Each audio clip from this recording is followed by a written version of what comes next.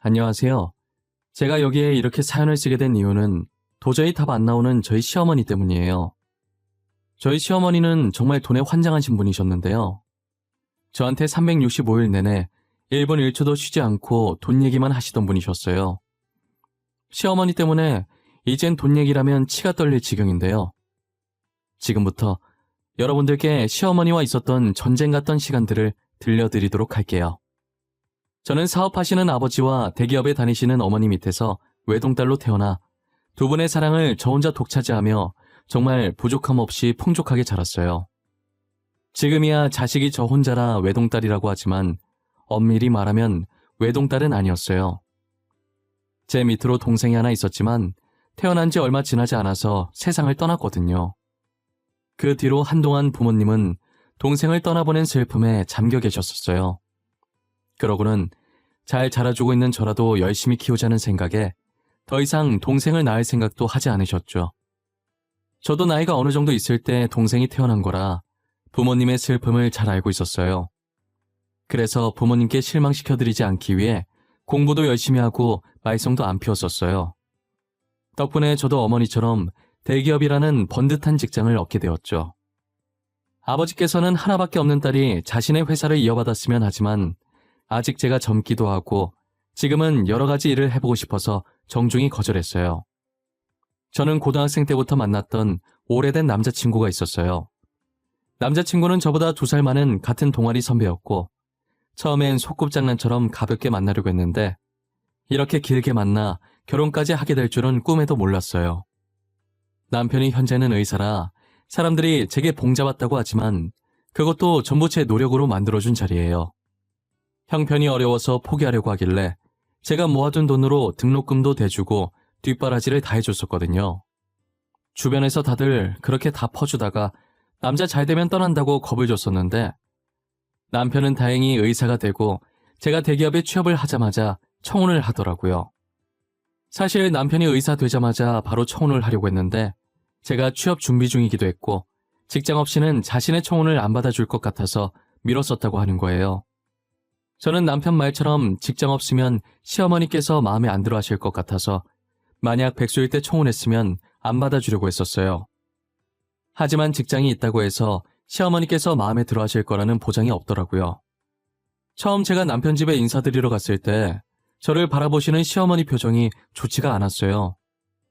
평소 명품을 즐기는 편은 아니지만 그날은 잘 보이고 싶은 마음에 깔끔한 옷을 찾다 보니 죄다 편안한 복장뿐이고 입을 만한 게 명품 옷밖에 없는 거예요. 그래서 명품 옷을 입고 갔는데 혹시나 어머니께서 명품 옷인 걸 알아차리고 어린애가 벌써부터 사치한다는 생각에 안 좋게 보신 건 아닌지 걱정했었어요. 제가 가려고 가방을 챙길 때까지도 시어머니의 표정이 좋지 않아서 결혼은 못하겠구나 생각을 했었죠. 아니나 다를까 신발을 신고 나가려고 할 때쯤 시어머니께서 제게 남편과 헤어지라고 2번 다시는 볼 일 없었으면 좋겠다고 하시더라고요. 남편은 저를 데려다 주려고 했지만 혼자 가고 싶은 마음에 괜찮다고 하고 서둘러 나왔어요. 저는 한숨을 푹 쉬고 터덜터덜 걷고 있었는데 남편한테 전화가 오더라고요. 시어머니께서 급하게 다시 저를 찾는다고 근처에 있으면 빨리 와달라고 하면서요. 저는 그때 구두를 신고 있었는데 발이 아픈지도 모를 정도로 왔던 길을 열심히 뛰어갔어요. 단 몇 분 사이에 시어머니는 아까 제게 보인 태도는 온데간데 없었고 저를 환대해 주시더라고요. 그리고 처음 방문했을 땐 안 보였던 신호도 함께 저를 맞이했어요. 사실 저를 맞이했다기보단 제 옷을 맞이했다는 게 더 어울리지만요. 맞네. 내가 잘못 본 게 아니었어. 저거 구찌잖아, 구찌. 저 목 부분의 패턴. 나갈 때 살짝 봤었는데 역시 내 눈은 정확하다니까. 저 옷 진짜 비쌀 텐데 대박. 아까는 내가 미안했어요. 기분 나쁘게 했다면 사과할게요. 아버지 사업하신다면서요? 이렇게 귀한 분을 푸대접했으니 어쩌나. 언니, 이거 얼마 주고 샀어요? 설마 치마도 구찌예요? 헐, 구두랑 가방은 또 생로랑이네? 역시 사업하는 집안은 다르구나. 옷까지 명품으로 입는 사람 처음 봐요. 예, 너는 방 안에 들어가 있어. 어른들 이야기하는 거 안 보여? 아까는 정말 미안했어요. 저희 집이 보다시피 형편이 좋은 편이 아니라서 비슷한 집안에 장가 보내면 아들만 힘들어질까봐. 알고 보니 시어머니께서는 제가 본인 집안과 비슷한 집안인 줄 알고 차갑게 대하신 것이었어요.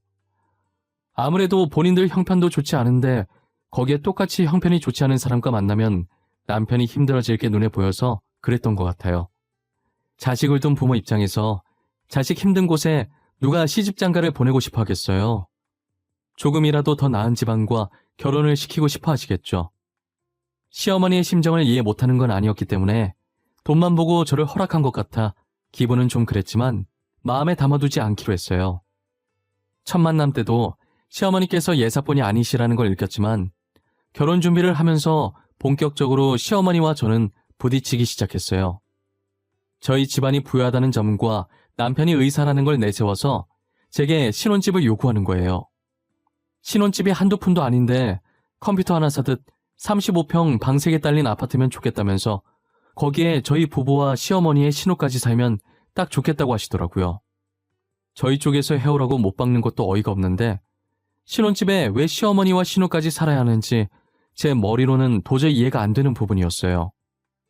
어머님, 신혼집을 왜 저희 집에서 해와요?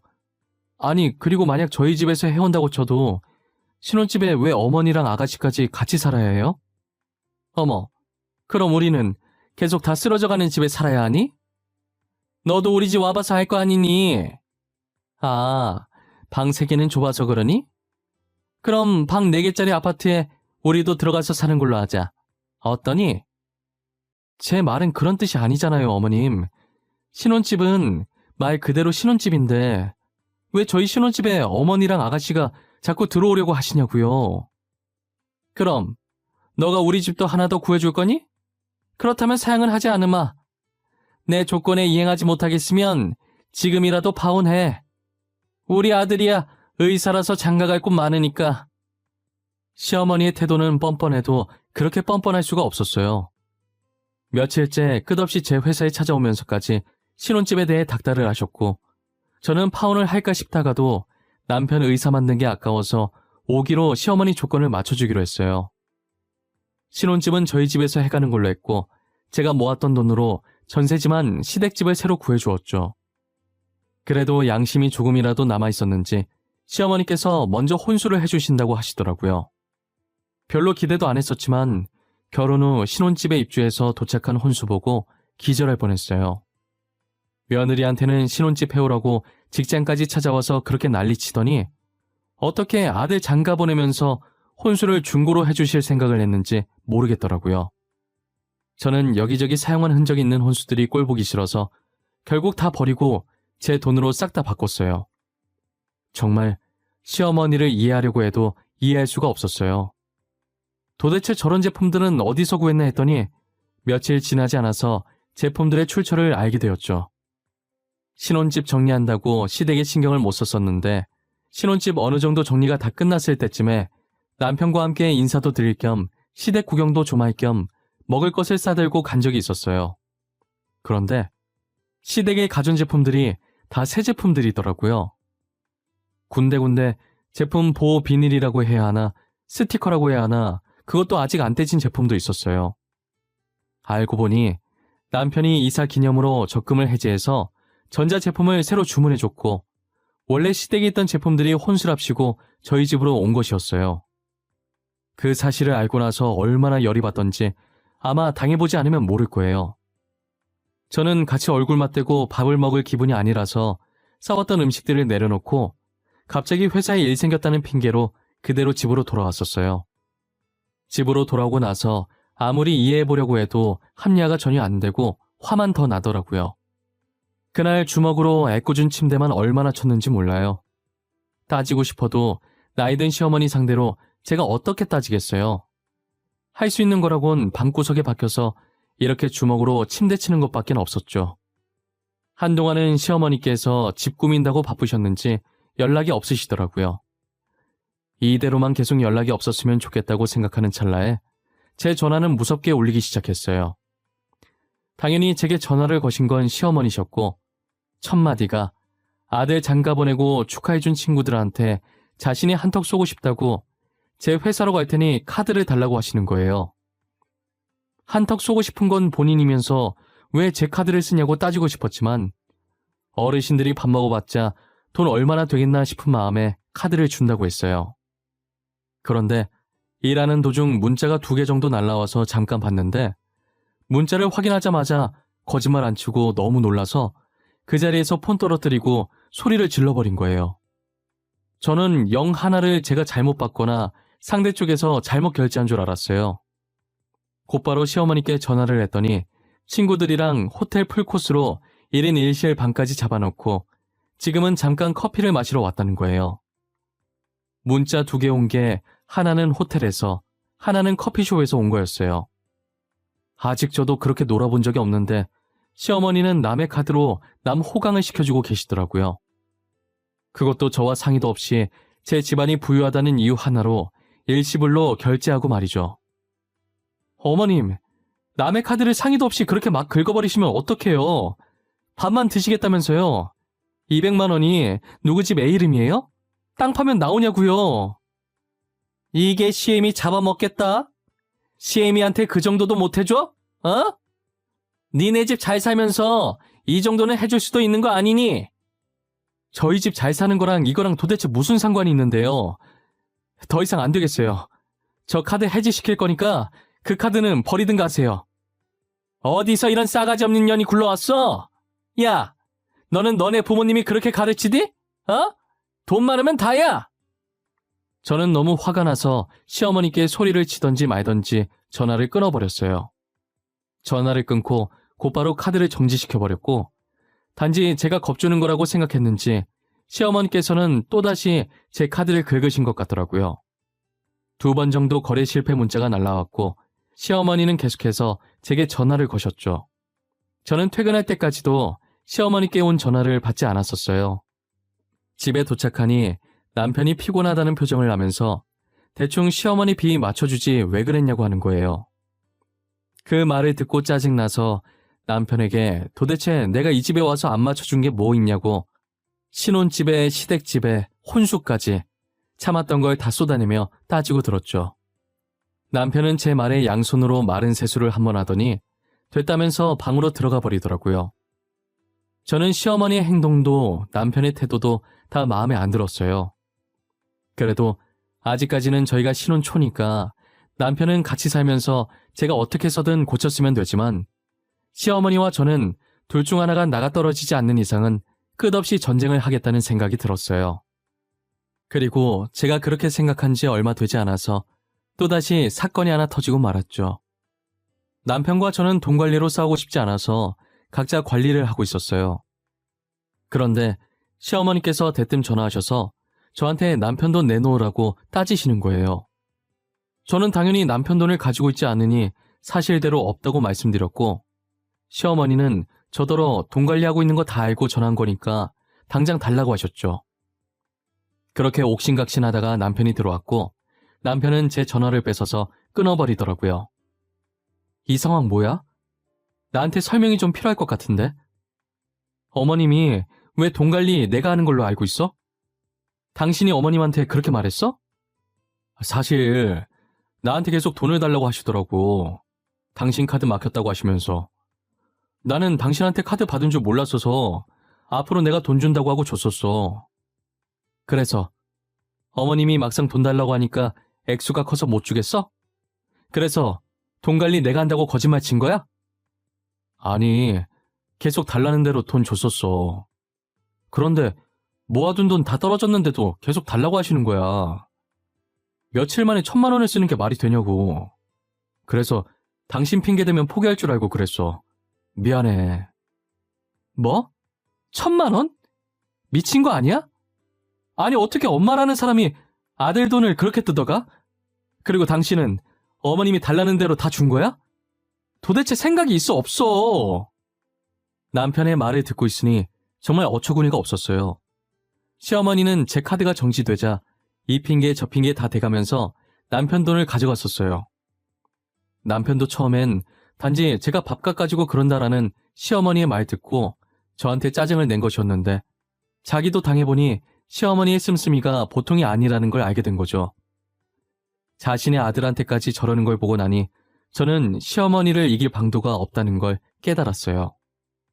시어머니께서는 남의 집까지 비교해가면서 뻔뻔하게 용돈과 생활비를 따로 달라고 하시더라고요. 그러면서 어처구니 없는 가격을 제안하더니 신우 형편 어렵다고 신우 생활비도 보태달라고 하시는 거예요. 돈관리처럼 가족들도 각자 보살피기로 합의해서 시댁 용돈은 남편이 주고 있었거든요. 그런데 시어머니께서 제게 그렇게 말하니 저는 당연히 그렇게 못 드린다고 말했죠. 부모님들은 각자 모시기로 했다고 돈 더 받고 싶으면 남편한테 부탁하라고 정중하게 말했어요. 시어머니는 평소답지 않게 순순히 알겠다고 하고 물러나시더라고요. 어쩐 일로 순순히 물러나나 싶었는데 얼마 지나지 않아서 누군가 저희 집 문을 두드리는 거예요. 당장 문 열라고 소리를 고래고래 지르는데 역시나 시어머니께서는 물러나시는 법이 없으셨죠. 신우까지 압세해서 저희 신혼집까지 찾아와서는 깽판을 치기 시작했어요. 눈에 보이는 것들을 죄다 던지고 깨부시고 난리가 났죠. 저희가 고양이를 키우고 있어서 혹시나 고양이가 맞을까 재빠르게 고양이를 안아들었어요. 평소 같으면 제 몸에서 나오려고 발버둥 칠 텐데 고양이도 겁을 먹고 제 품에 가만히 안겨 있더라고요. 남편은 중간에서 이러지도 저러지도 못하고 깽판 치는 걸 보고만 있었어요. 아무것도 못하는 남편이 한심했고 시어머니께서 계속 저러는 모습을 더 이상 봐주기 힘들었어요. 어차피 고양이 때문에 집에 홈캠이 설치되어 있어서 지금 이 상황들이 다 녹화되고 있었고 이 증거들로도 충분히 이혼을 할 수 있었어요. 저는 최대한 빠른 시일 내에 이혼을 하리라고 마음을 먹었어요. 하지만 제가 임신을 하면서 이혼은 다시 물 건너가게 되었죠. 애완동물들과 같이 사는 사람들을 보면 가끔 애완동물 덕분에 임신을 한 걸 알게 된 경우가 있잖아요. 저도 그런 신기한 경우 중에 한 사람이었어요. 앞서 말했다시피 저희 집 고양이가 누가 안으려고 하면 피하고 잘 오지 않는 편인데 유달리 그날따라 제 옆에 계속 붙어 있더라고요. 제가 누워있다가 다시 일어나서 움직이고 다른 자리에 누우면 다시 저를 쫓아와서 제 배 옆에 얌전하게 엎드려 있는 거예요. 갑자기 왜 저러나 싶었는데 갑자기 애완동물로 임신을 알아차린 사람의 글이 떠올랐고 저는 혹시나 하는 마음에 임신 테스트기를 해봤었어요. 정말 신기하게도 임신 테스트기에 선명하게 두 줄이 떠 있더라고요. 그런데 신기함과 동시에 이혼을 하지 못한다는 우울감도 같이 오는 거예요. 아이에겐 너무나도 미안했지만 저는 임신이 그리 반갑지가 않았어요. 남편에게 임신 소식을 전하니 너무 좋아하더라고요. 그래서 조심스럽게 시어머니 이야기를 꺼냈고 시어머니 때문에 스트레스를 받으면 아이한테 안 좋을 것 같다고 남편 보고 어떻게 좀 해달라고 전했죠. 남편도 제 이야기를 듣더니 맞는 말이라고 생각했고 결의를 다진 목소리로 전화를 끊더라고요. 그리고 남편이 어떻게 했는지는 모르겠지만 정말 거짓말처럼 아이를 낳을 때까지 시어머니와 마주치는 일이 단 한 번도 없었어요. 저는 남편 덕분에 무사히 아들을 낳을 수 있었는데 이 아기가 몸이 너무 약하게 태어난 거예요. 몸집도 조그맣고 심장 쪽도 좋지 않아서 정말 최악의 상태였어요. 이대로라면 며칠 못 버티고 아이가 사망할 거라고 하더라고요. 아이의 상태를 듣고 저는 몸조리할 틈도 없이 아이 옆에만 붙어 있었어요. 하지만 제가 할 수 있는 거라곤 조금만 버텨달라는 말밖에 없었죠. 그 순간 제 동생을 떠나보내는 부모님의 심경을 100% 이해할 수 있겠더라고요. 저는 아이가 떠나는 순간에도 아무것도 먹지 못하고 잠도 제대로 자지 못했었어요. 아들을 얼마나 더 볼 수 있을지 모르는데 먹는 시간도 자는 시간도 사치라고 생각했죠. 결국 아들은 얼마 버티지 못하고 제 곁을 떠나고 말았어요. 저는 넋을 놓고 있었고 시어머니는 저더러 손자 죽인 나쁜 며느리라고 난리치고 있었죠. 우리 손자 살려내! 당장 우리 손자 살려내라고! 나한테 손자 얼굴 한 번 안 보여주더니 네가 손자 죽인 거야! 네가 손자 죽인 거라고! 엄마, 이제 그만 좀 하세요. 누가 들으면 정말 집사람이 애 죽인 줄 알겠어요. 집사람도 지금 많이 힘들어요. 그러니까 제발 그만하세요. 전현이 힘들긴 뭐가 힘들어. 우리 손자 죽인 나쁜 년인데 당장 우리 손자 살려내라고 해. 당장! 아이고, 불쌍한 우리 손자. 그래, 맞아. 당장 우리 조카 살려내요. 진짜 새언니가 애 죽인 거 아니에요? 아니, 애를 어떻게 했으면 태어난 지 일주일도 안 돼서 죽냐고요.